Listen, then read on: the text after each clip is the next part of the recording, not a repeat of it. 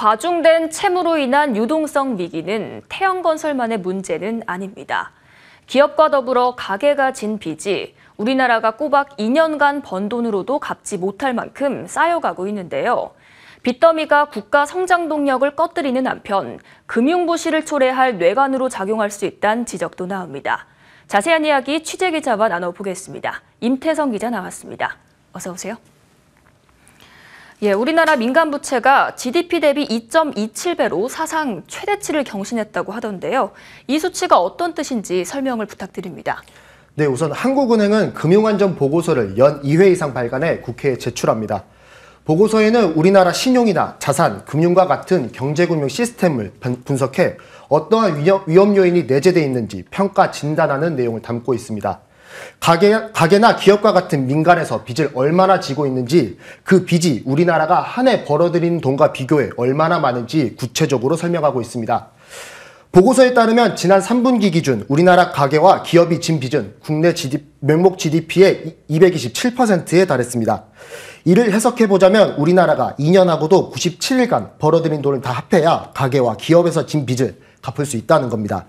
지난해 4분기에 정점을 기록한 후 하락세를 보이는가 싶었지만 다시 고개를 들어올리며 역대 최고치를 경신했습니다. 오늘 태형건설 워크아웃 사태처럼 빚더미에 못 이겨서 가게와 기업이 휘청이는 모습들이 최근 관측되고 있는데요. 이번에 한 해는 가게와 기업의 신용을 어떻게 평가했나요? 네, 한 문장으로 설명드리자면 가계도 문제인데 기업도 더 큰 문제다라고 할 수 있겠습니다. 올해 3분기 가계부채는 1,875조 6천억 원입니다. 가계부채는 꾸준히 늘어나고 있지만 가계신용 레버리지는 소폭 하락했는데요. 고금리 장기화로 주택시장 부진이 이어져 주담대 증가세가 한풀 꺾인 데다 대출금리 고공행진으로 신용대출을 포함한 기타 지출도 위축됐습니다. 가계가 빚을 갚을 수 있는 능력도 다소 개선됐는데요. 처분 가능한 소득 대비 가계부채는 반년 전과 비슷한 수준을 이어갔고 금융자산 대비 금융부채 비율은 소폭 상승했습니다.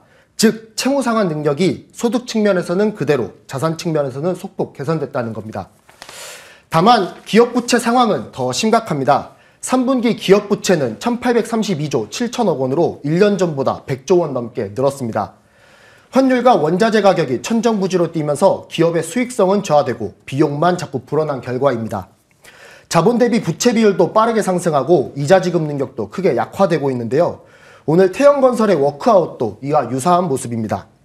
특히 1,053조 원에 달하는 자영업자 대출의 연체율이 빠르게 상승하고 있어 금융 리스크를 부추길 내관으로 될 수 있다는 우려도 나옵니다.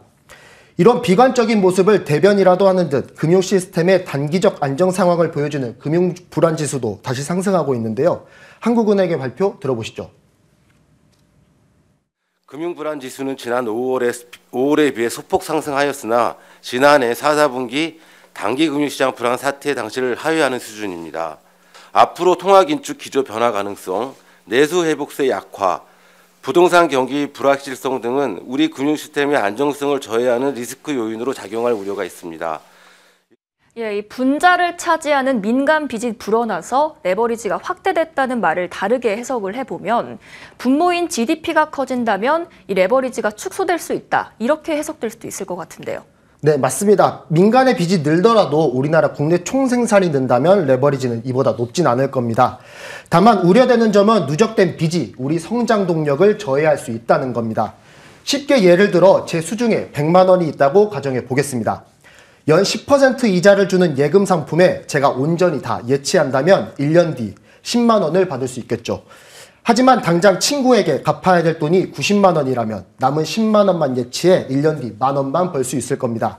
즉 누적되는 민간 부채 탓에 경제 성장에 투입될 재원이 줄어들 수 있다는 겁니다. 이런 까닭에 국내외 기관들이 내년 경제 성장률을 1.4에서 2.3%로 다소 낮게 전망했는데요.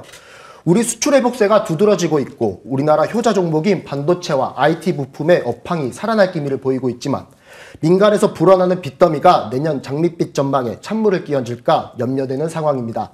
전문가 인터뷰 들어보겠습니다. 경제 성장률도 내년도에 2% 안팎으로 지금 예상이 되고 또 가계부채 얘기가 대두돼서 2024년에 전체적인 우리 경기는 좀 어려울 것으로 예상되기 때문에 이것에 따른 우리 정부와 관련 기관이 마땅한 대책과 또 한은 같은 경우 이제 금리에 대한 어떤 정책을 펼지 그것에 대한 면밀한 검토가 필요할 것 같습니다. 예, 내년 경기 회복 국면에 성장 브레이크가 걸리지 않도록 정부와 당국이 적절한 부채 관리 정책을 펼쳐야겠습니다. 오늘 말씀 잘 들었습니다.